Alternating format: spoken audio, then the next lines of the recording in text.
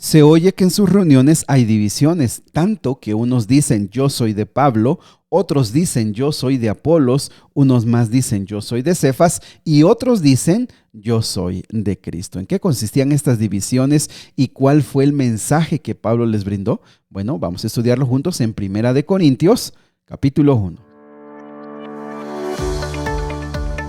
Nuevamente bienvenidos amigos, amigas a Momentos de Esperanza. Qué gusto saludarles esta mañana, que Dios les bendiga. Estamos a 20 días de llegar al final de este reto, todos los días estudiando un capítulo de la Biblia. Te invito de todo corazón para que estos últimos días no dejemos el estudio de la Biblia. ¿Sale? Muy bien, pues vamos al capítulo de hoy. El capítulo de hoy muy interesante, es una carta nueva, una carta dirigida a la iglesia en Corinto. Corinto va a recibir 2 cartas. Después de esta la vamos a estudiar. Y bueno, lo interesante de esto es que Corinto era una ciudad de veras perversa. En el tiempo de Pablo y todas esas épocas, Corinto fue conocida como una ciudad de mucha promiscuidad, de mucha maldad, de tal forma que entre todo el Imperio Romano ella resaltaba como la más llena de maldad.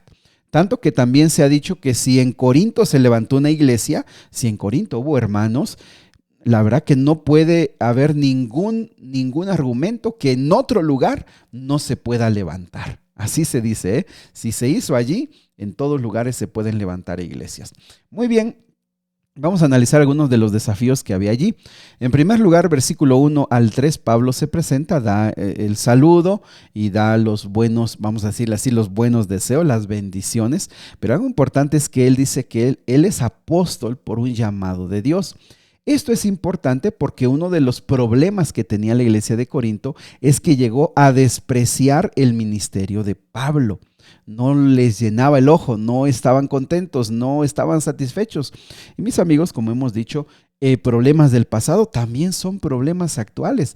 Y también muchos de los liderazgos en las iglesias no son apreciados y valorados por la congregación. Esto es así y así ha sido también en el pasado. Del versículo 4 al versículo número 9 nos presenta una introducción que trata de poner énfasis en los asuntos positivos de la iglesia, porque después va a dar paso a algunas llamadas de atención. Ya vimos que ese es el esquema en el que Pablo trabajaba. Así que en primer lugar dice que la iglesia fue enriquecida, versículo 5, en Cristo Jesús, en toda palabra y en toda ciencia. Es decir, Pablo reconoce, recordemos que esta iglesia se levantó en el segundo viaje misionero de Pablo. Él reconoce que esta iglesia tiene riqueza en el estudio de la palabra, riqueza en el conocimiento. O sea, no es una iglesia que está apenas comenzando con lo básico, no, es una iglesia madura en el conocimiento y en la bendición de Dios. En segundo lugar, también la iglesia da testimonio de que Cristo ha estado con ellos. Eso es un asunto muy importante. También en el versículo número 7, Pablo reconoce que a ellos no les falta ningún don. Recordemos que vimos en el libro de los Hechos, y vamos a ver más adelante en otras partes de la Biblia, los dones de Dios son habilidades que Dios da a los miembros de tal manera que los pueda equipar. Y entonces dice, ustedes tienen todos los dones. Y es más, yo los veo que Dios los está confirmando para que sean irreprensibles para la venida de Jesús. Es decir, Pablo en esta introducción dice, ustedes conocen bastante, ustedes también han sido bendecidos por Dios en todos los dones, tienen muchas habilidades, tienen muchos talentos.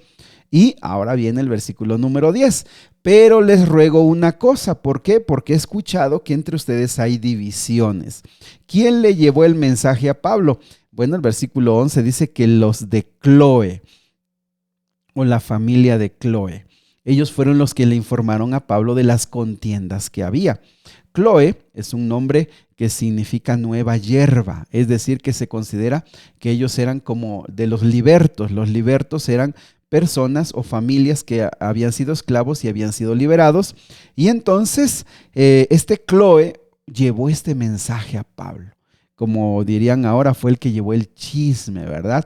Pero ojo con esto, porque aquí Pablo lo está presentando de una manera que era necesaria. muchos hubieran dicho es que ¿por qué llevas nuestros problemas? ¿Por qué compartes? Chloe lo que tenía era la intención de ayudar a su iglesia. No era correcto lo que estaba pasando, estaban divididos. Y mis amigos, con esto nos ayuda a comprender que una cosa es el chisme y otra cosa es compartir la información para buscar una solución. La diferencia es que el chisme tiene como objetivo esparcir una mala información y una mala actitud contra ciertas personas. El chisme tiene como objetivo envenenar a otras personas, pero Chloe no lleva un chisme, presenta un problema que está sucediendo con el objetivo de que se pueda encontrar una solución. Versículo número 12 dice que la división consistía en que la congregación estaba abrazando a diferentes líderes. En primer lugar dice que unos decían yo soy de Pablo. Bueno, recordemos que Pablo fue el que llevó el mensaje. Otros decían yo soy de Apolos. Apolos fue, si no recordamos en Hechos leíamos que Apolos era un predicador muy elocuente y con una personalidad muy llamativa. Así que muchos eran impactados por la elocuencia y ese liderazgo y esa personalidad de Apolos. Otros decían yo soy de Cefas. Cefas significa Pedro. Ojo, unos podrían decir, bueno, tú dices que tú eres de Pedro, tú eres de Pablo, tú eres de Apolos. No, yo soy de uno de los que estuvo con Jesús. Yo soy de Pedro. Y otros más decían, yo ningún ser humano, yo directo con Dios. Yo soy de Cristo. Sea como sea, estaban divididos, estaban separados. Y mis amigos, es que eso es parte de la naturaleza humana cuando no se ha convertido. Cuando la naturaleza humana no se ha entregado a Cristo Jesús, estos sentimientos nacen. Nos identificamos con un líder y lo seguimos y muchas veces no vemos sus defectos, sus detalles. Y en este caso eran buenos hombres. Sin embargo, ellos lo usaban para su propia división. Entonces Pablo les dice, miren, es que Cristo no está dividido. Es que yo no morí por ustedes. Y qué bueno que nadie se bautizó en mi nombre. No, todos somos de Cristo porque todos hemos sido bautizados en Él. Y es más, hasta Él dice, versículo 15 al 17, qué bueno que yo no bauticé a nadie porque si lo hubiera bautizado, ahorita estuvieran pensando que son mejores o que tienen una mejor cercanía conmigo. Aunque no, aquí todavía no explica porque lo va a hacer más adelante, nos deja claro, mis amigos, que las divisiones eran parte también de un problema en las iglesias. Así como ahora también se puede luchar o se puede enfrentar o se puede sufrir las divisiones en el cuerpo de Cristo, también han sucedido en el pasado. Y esto con el objetivo de comprender nuestra naturaleza y comprender, mis amigos, que nosotros somos susceptibles a eso y que debemos luchar por mantenernos unidos en el cuerpo de Cristo. Del versículo número 18 en adelante cambia de tema y les dice que habla acerca de la sabiduría y del poder de Dios. Dice que la palabra de la cruz es locura para los que se pierden, pero para los que se salvan, esto es para nosotros, es poder de Dios. Y es que, mis amigos, el mensaje del evangelio fue una locura para los judíos. O sea, una locura creer que Jesús era el Mesías. Cuando el mensaje cruzó las fronteras y llegó a los griegos, ellos también en sus filosofías y en sus formas de interpretar no podían creer que que Jesús fuera el Mesías, el Salvador, el Hijo de Dios. Sin embargo, aquí se presenta el argumento y lo va a desarrollar. Lo que para ellos es locura y se pierden por rechazarlo, para nosotros es poder de Dios. Esto es importante, mis amigos, porque el evangelio manifiesta su poder en las personas. No hay forma de argumentar, no hay forma de desacreditar el evangelio cuando vemos cómo las personas son transformadas. Por favor, subrayemos esto. El evangelio no radica en la forma, en la manera tan elocuente, tan elaborada, tan hermosa que lo pudieran presentar los predicadores. El poder del evangelio se manifiesta en cómo puede transformar a las personas. Por ejemplo, aquí el versículo 19 dice, destruiré la sabiduría de los sabios y desecharé el entendimiento de los entendidos. Y aquí va a dar paso al siguiente argumento que dice, Dios este pasaje del Antiguo Testamento, dice: Dios ha dicho desde el pasado que va a usar a seres sencillos, a personas sencillas, humildes, para demostrar su grandeza, para que nadie se sienta grande o importante por sus propias habilidades. Versículo 21. Pues ya que en la sabiduría de Dios el mundo no conoció a Dios mediante la sabiduría, agradó a Dios salvar a los creyentes por la locura de la predicación. Porque los judíos piden señales y los griegos buscan sabiduría. Nuevamente, insiste, no están contentos, no pueden comprender. Las personas sabias de este mundo, las personas grandes de este mundo, los grandes intelectos de este mundo, se les complica, es muy complejo para muchos de ellos entender el mensaje del Evangelio.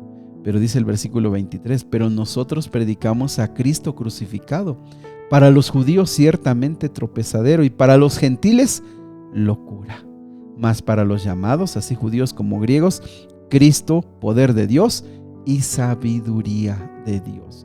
El énfasis aquí está en que las personas sencillas, humildes, podrán encontrar en el Evangelio un poder extraordinario que los capacitará física, pero sobre todo mentalmente y espiritualmente. El poder del Evangelio, mis amigos, se manifiesta en aquellos hombres y mujeres que se entregan de todo corazón a Cristo y en sus vidas transformadas. Versículo número 25, porque lo insensato de Dios es más sabio que los hombres y lo débil de Dios es más fuerte que los hombres.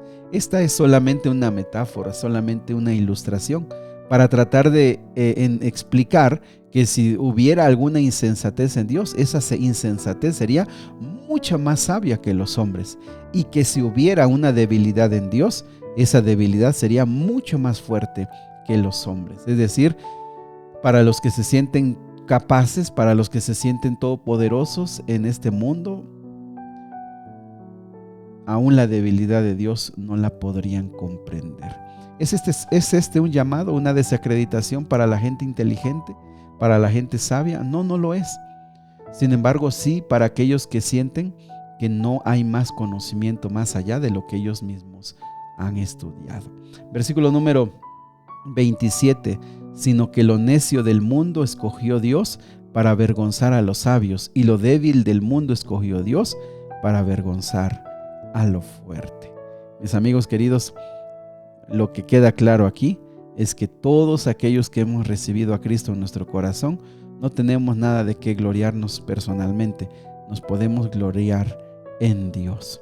Muchos de los que han llevado el Evangelio pues son, como dice aquí, lo más quizá inadecuado, quizá las personas no correctas, quizá las personas que no merecían, pero Dios las escogió, Dios las llamó para llevar el Evangelio.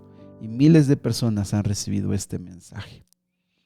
Oremos. Querido Dios y Padre Celestial, esta mañana nos damos cuenta que las divisiones no son propias de esta época.